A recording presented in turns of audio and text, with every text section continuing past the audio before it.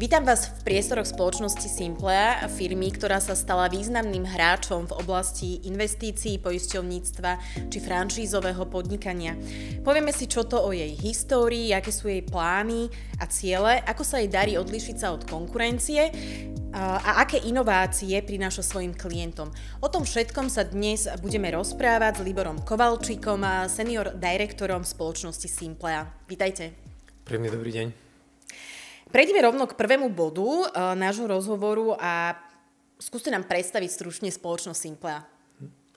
Čiže spoločnosť Simplea je na slovenskom finančnom trhu plus minus 3 roky a sme súčasťou skupiny českej spoločnosti Partners.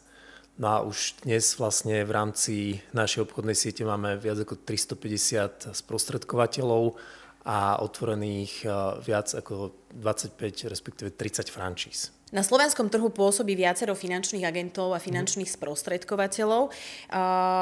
Simplea teda pôsobí od roku 2021. Povedzme si, aké sú vaše hlavné ciele. Takže ciele sú tie najvyššie a tie najväčšie. Jednak teda v rámci kvality, a čo si dovolím povedať, že už teraz je našou veľmi silnou stránkou. A vážim si samozrejme konkurenciu, ale dovolím si povedať, že máme mnoho vecí, ktoré ostatní na trhu v našej oblasti nemajú. A sme v tom výnimoční. A samozrejme na druhej strane kvalita poskytovaná v malom nemá zmysel, takže máme za cieľ byť aj medzi tými najväčšími, respektíve dovolím si povedať, že z dlhodobého hľadiska aj tí najväčší. Byť úspešný vo finančnom sektore je určite náročná cesta. Čo vás teda konkrétnejšie tak odlišuje od tej konkurencie na tomto finančnom trhu? Takže dovolím si povedať, že je to hlavne to zázemie, ktoré nám vytvára materská spoločnosť z Čiech, ktorá je vlastne v našej oblasti tou najväčšou sprostredkovateľskou spoločnosťou v Čechách a na Slovensku. No a to zázemie, ktoré využívame, nám dáva teda pridané hodnoty, tak ako som povedal, niektorých vecí, ktoré sú výnimočné. Na Slovensku v podstate pôsobia dva typy firiem.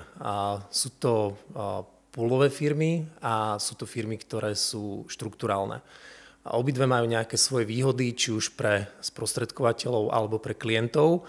No a v podstate my máme okrem toho, tej kombinácie toho, že vlastne dávame ten know-how a leadership, ktoré štandardne poskytujú práve tie štrukturálne firmy a vzdelávanie, ktoré sú silnou stránkou. Takisto vlastne aj biznis modely a odmeňovanie, čo je vlastne štandardne silnou stránkou práve u poolov. No a navrch toho všetkého inovácie, ktoré si dovolím povedať, nás posúvajú niekoľko rokov pred niektoré firmy, ktoré na Slovensku pôsobia, pretože napríklad len na IT oddelení alebo IT špecialisti, ktorí u nás pôsobia, je ich viac ako 200. Čo ako podpora je veľmi slušné, keď zoberiete, že veľa firiem, ktoré vlastne nemajú, dajme tomu 200 ľudí ani v obchodnej sieti, nie je to 200 IT špecialistov. A to sú vlastne také naše pridané hodnoty, ktoré my vytvárame špičkovú platformu na podnikanie a poskytovanie finančných služieb a zároveň teda pre klientov pri dlhodobej starostlivosti o ich osobné financie. Keď sa tu bavíme o tých modeloch, ktoré vlastne existujú na tom finančnom trhu, ako ste spomínali, tak skupina Partners, ktorej súčasťou je slovenská Simplea, tak iba v Českej republike má viac ako 170 franšízových podnikov. Takto vlastne funguje aj Simplea na Slovensku. Mohli by ste nám trošku priblížiť tento koncept pôsobenia? Tak ako hovoríte, v Čechách je tento koncept už dlhodobo zabehnutý, kde franšízy a vlastne ten franšízový model poskytovania finančných služieb majú už viac ako 10 rokov, ale je to iba určitá časť firmy. Je to teda iba určité percento. V Čechách je to zhruba tretina, niekde medzi tretinou a štvrtinou toho celého, čo vlastne v Čechách Partners produkuje. A u nás je to veľmi podobne, to znamená, že tých 30 franšíz, ktoré máme, tak je len teda určitá časť firmy, veľmi špecifická a dovolím si povedať, je to taká naša vlajková loď, pretože franšíza už teda z názvu, a to nielen v našej oblasti, mala poskytovať službu štandardnej úrovne a v štandardných priestoroch, tak ako je to, dajme tomu, McDonald's alebo DM Drogeria alebo proste nejaké iné franšízy. A vlastne to je aj než našou snahou, ale tak to aj robíme. To znamená, že klient príde do štandardne vyzerajúcich priestorov a dostane štandardnú úroveň tej služby. No a vlastne je to model, ktorý pre frančízanta je veľmi zaujímavý, pretože napriek tomu, že je frančízový, tak nie je spojený s vysokými nákladmi a frančízových poplatkov na vstupe ani pri vlastne nejakom priebehu jeho činnosti. A je to samozrejme o tom, že musí si zariadiť pobočku a musí si vlastne riešiť režijné náklady, ale okrem toho teda dostáva know-how a zázemie, ktoré mu vlastne umožňujú prevádzkovať takýto frančízový model vo financiách, čo z môjho pohľadu je takisto na Slovensku jedinečné. Vravíte, že tento model vlastne tvorí iba časť. Tak aký je ten proces manažerskej a tej poradenskej cesty v rámci vašej spoločnosti? To je za mňa veľmi dobrá otázka, lebo takisto, keď som hovoril o tej kombinácii toho, čo vieme poskytnúť pre ľudí, ktorí chcú pôsobiť vo finančných službách, tak máme príležitosť pre viacero typov ľudí. Pretože niektorí sa nájdu v tom, že sa cítia doma v tej práci s klientom a sú proste radi v tej komunikácii a možno sa neúplne cítia a nie sú úplne vhodní na tú manažerskú alebo na tú riaditeľskú cestu. Čiže v podstate máme 4 biznis modely. Jeden z nich je teda franšíza, ktorá je zostavená teda z majiteľa, manažéra a koncipientov, ktorí sú jej súčasťou, čiže je to taký manažerský celok. Okrem toho teda máme aj VIP poradcov, okrem toho vlastne máme aj tzv. Family Banker Office, čo je teda v podstate podobné franšíze, ale je skôr zamerané na takú privátnejšiu klientelu. A potom ten štvrtý model, alebo ja by som si teda dovolil povedať, že ten prvý, ten matka týchto modelov je vlastne tá škola podnikania, kde prichádzajú ľudia, ktorí väčšinou v tom nižšom veku sa učia vlastne základy obchodné, odborné, manažerské, ale aj podnikateľské a postupne sa tá ich cesta vyvinie. To znamená, z tej školy podnikania buď idú tou manažerskou cestou, alebo viac tou obchodnou, alebo tou franšízovou, alebo tou Family Banker Office. Že si vlastne môžu vybrať, čo im najviac bude sedieť. Presne tak, rovnako a aj pre ľudí, ktorí k nám prichádzajú z trhu, to znamená, že už sú skúsení, ktorí nepotrebujú ako keby začínať tou školou podnikania, ale často práve tie franšízové, alebo tie VIP, alebo tie Family Banker Office modely sú pre nich úplne na mieru. Mňa veľmi zaujalo, že v rámci skupiny prevádzkujete aj vlastné finančné spoločnosti, ako máte vlastnú poisťovňu, realitné fondy, investičnú spoločnosť. Môžete nám ich trošku bližšie predstaviť a ako vlastne funguje tá spolupráca medzi jednotlivými spoločnosťami v rámci skupiny Simplea? Tak ja by som začal tým vlastne, ako vznikli a prečo vlastne vznikli tieto vlastné akoby produktové línie. Tak vznikli kvôli tomu, čo na trhu nebolo alebo nie je a zároveň to má podnetiť aj ostatné finančné inštitúcie k zlepšeniu. Či už z pohľadu poplatkov alebo z pohľadu kvality služby nastavenia finančných produktov, respektíve komunikácie a tých komunikačných platformiem poradca finančná inštitúcia, poradca klient alebo klient finančná inštitúcia. No a takto vlastne postupne vznikali či už vlastná investičná spoločnosť, vlastná poisťovňa, vlastný realitný fond. V Čechách sú to ešte vlastne aj spoločnosti, ktoré spravujú dôchodkové fondy a už teda aj banka. A všetky vlastne vznikli na podporu toho, čo robíme, na podporu tej dlhodobej starostlivosti o portfólio klienta.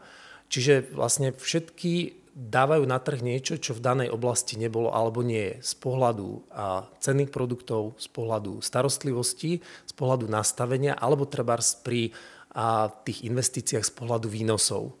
Čiže nechcem teraz rozprávať v nejakých superlatívoch, ale dovolím si povedať, že každá z tých vlastných finančných inštitúcií to portfólio klienta veľmi zaujímavým spôsobom doplňa. Keď vravíte, že vlastne všetky tie spoločnosti vznikli kvôli tomu, že bola nejaká diera na trhu, skúste nám teda povedať, že čo je také jedinečné napríklad na životnom poistení. Veľmi dobré, v podstate tým môžem práve začať, lebo to je veľmi taký, myslím, že pre klientov alebo pre kohokoľvek, kto chce vidieť do toho trošku viacej taký chytlavý príbeh. pretože vlastná poisťovňa vznikla na základe podnetu a toho, aká je maržovosť produktov na finančnom trhu v rámci poisťovní a toho, že sme proste chceli pre klientov niečo navyše. A keď sme dostali odpoveď, že to nejde z finančných dôvodov, tak sme si teda spravili vlastné štatistiky, vlastné vyčíslenia toho, že s akými maržami teda tie poisťovne pracujú a my sme prišli na to, že to ide spraviť lacnejšie, že to ide spraviť s lepším krytím, že to ide spraviť s lepším servisom a vlastne takto vznikla tá vlastná poisťovňa. To znamená, keď ide o trebárs o produkt poisťovne, tak na slovenskom finančnom trhu je absolútne bez konkurencie, čo sa týka ceny a to sú fakt, že desiatky percent. Keď porovnáte to isté u iných poisťovní, tak to dostanete za podstatne drahšiu cenu. Zároveň, čo sa týka nastavenia tej zmluvy, kde my v poisťovni nemáme všeobecné poistné podmienky, ale máme vlastne zmluvné ustanovenia, ktoré sú podstatne transparentnejšie a klient sa oveľa jednoduchšie dostane k plneniu. Zároveň napríklad, keď je plnenie sporné, tak zasadne etická komisia a v podstate my máme 99% plnenie u vlastne tých poistných udalostí a vlastne tam, kde naozaj je v tej spornej udalosti a výsledok ten, že tie peniaze nemajú z klientovi, lebo dajme tomu, ja neviem, je tam nejaké porušenie zákona pri tom, ako sa stala poistná udalosť, tak vlastne vtedy nezostávajú peniaze nám a ako spoločnosti alebo ako poisťovne, ale idú na charitu. A toto som si 100% istý, že nikto iný nerobí. Tak teraz ste ma presvedčili a poprosila by som, keď to donatáčame jedno životné poistenie. Dobre, budeme pokračovať. Vy teda vravíte, že napríklad tento produkt životného poistenia je naozaj jedinečný, je bezkonkurenčný k ostatným produktom životného poistenia, teda, ktoré ponúkajú iné spoločnosti. Teda chcete tým povedať, že v rámci ponúkaných služieb alebo ponúkaného poistenia pre vašich klientov je pre vás 100%, že budem ponúkať životné poistenie od Simple? Dobrá otázka a či som nad tým rozmýšľal, keď sme teraz sa o tom spolu rozprávali a som rád, že vás to napadlo, pretože nie je to o tom, že je to 100%. Rozhodne sú určité špecifické príklady a prípady, kde sú iné poisťovne, ktoré majú v rámci treba svojich krytí niečo zaujímavé. Dajme tomu v rámci drobných poistení, keďže napríklad Simpla je zameraná skôr na tie väčšie a ťažšie riziká.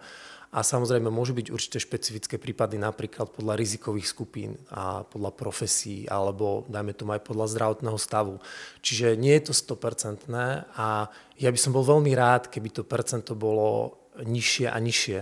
Tak ako napríklad v Čechách, kde v Čechách tá konkurencia je naozaj porovnateľná napríklad a hlavne tou cenou.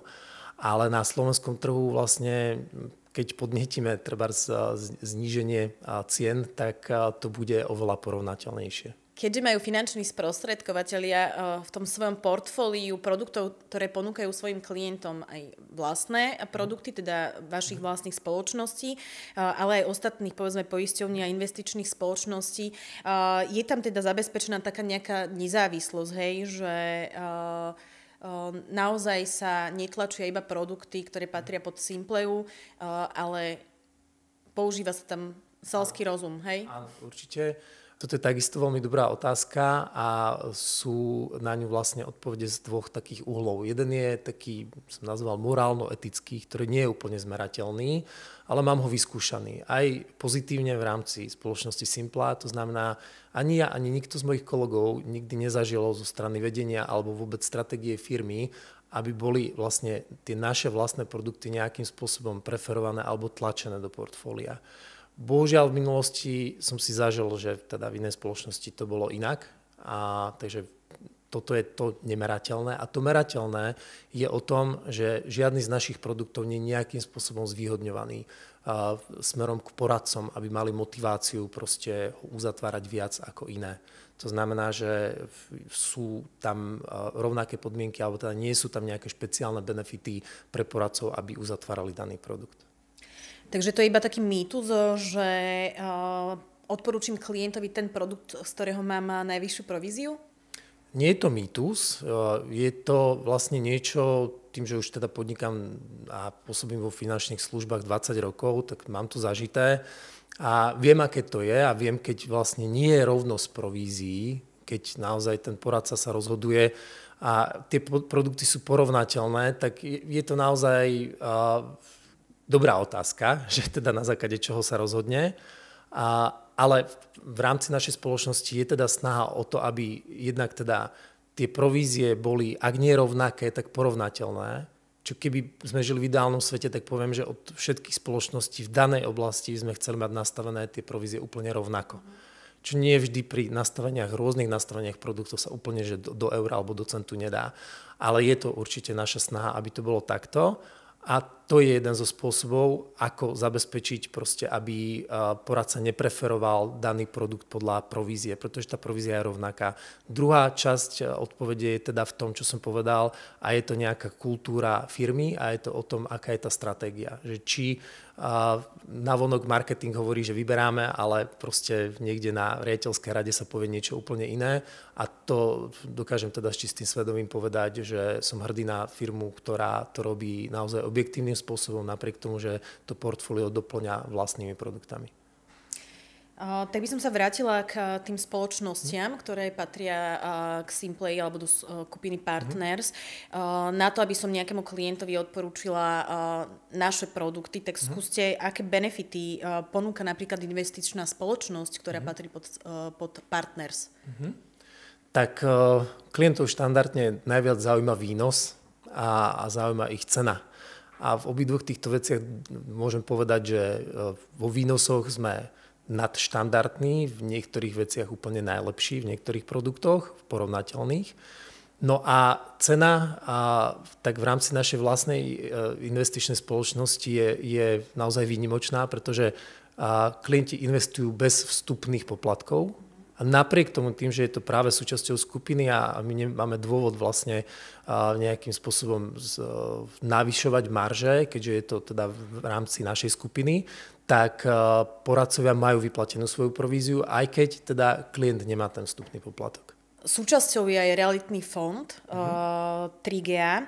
Aké je teda jeho pôsobenie na trhu? Takisto znovu to, čo z pochopiteľných dôvodov klienta zaujíma najviac, a to je výnos. A ten výnos máme opäť nadštandardný, blíži sa v priemere v posledných 3 rokoch 7%.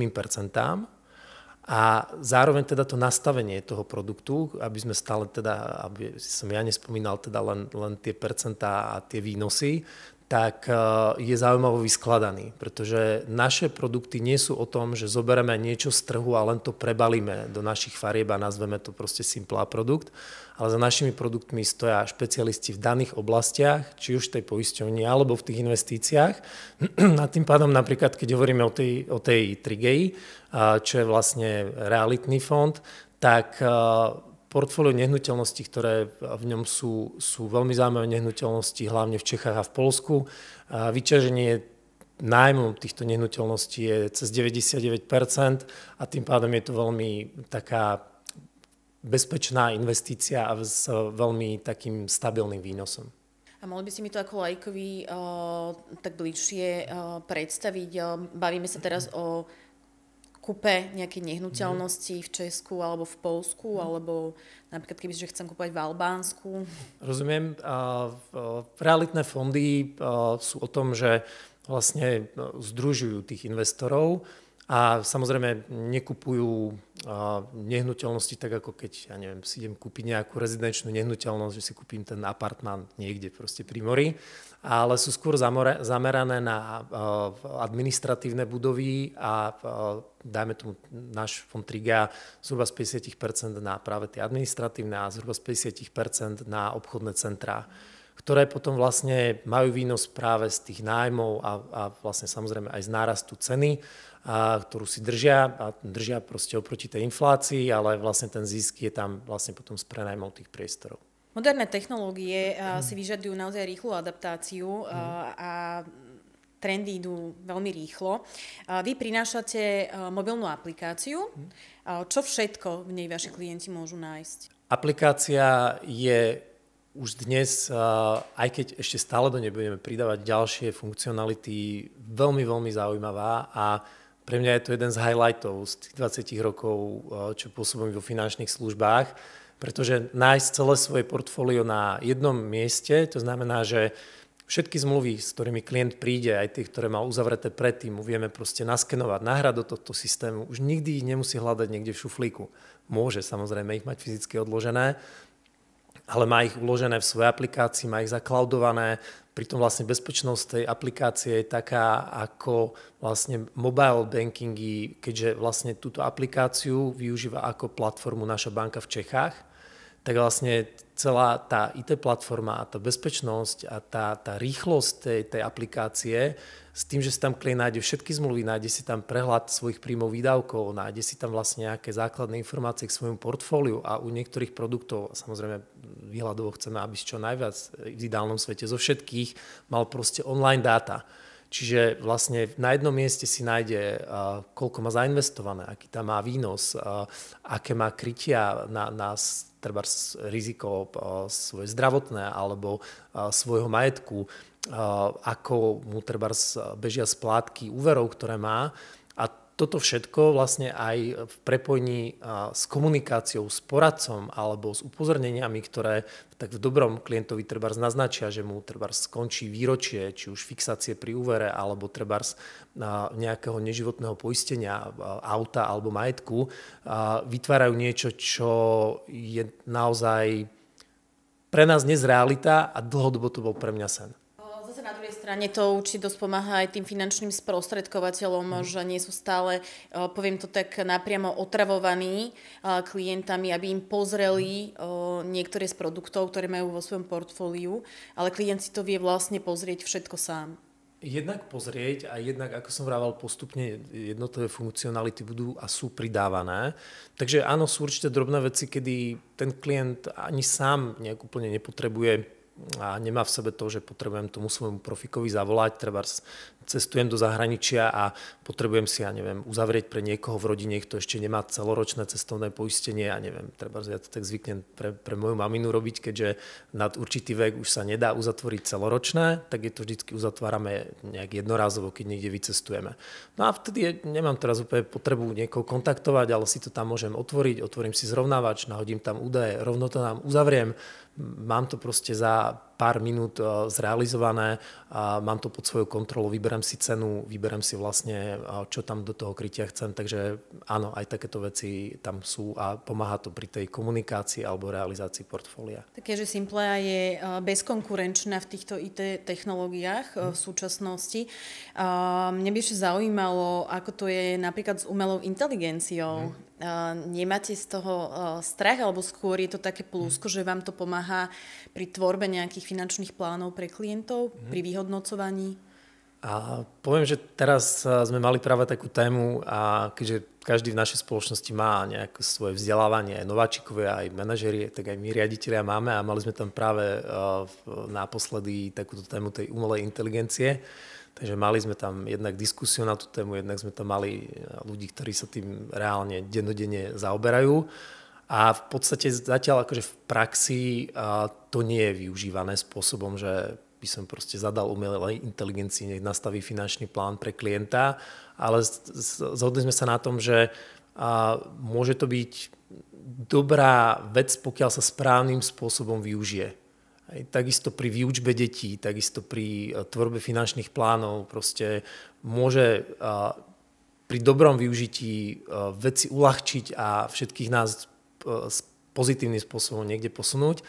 A na druhej strane, pokiaľ sa budem spoliehať na niečo a proste budem príliš pasívny, tak tá umelá inteligencia nám môže trošku zdegenerovať ten zdravý sedliacky rozum a takéto zdravé správanie. Takže ešte to zatiaľ v praxi zavedené nemáme, ale keďže sme firma, ktorá ide s dobou, tak rozhodne sa tým zaoberáme. Ďakujem vám veľmi pekne a držím palce, aby sa tie hlavné ciele teda splnili a veľa nových ľudí vám prajem. Ďakujem veľmi pekne.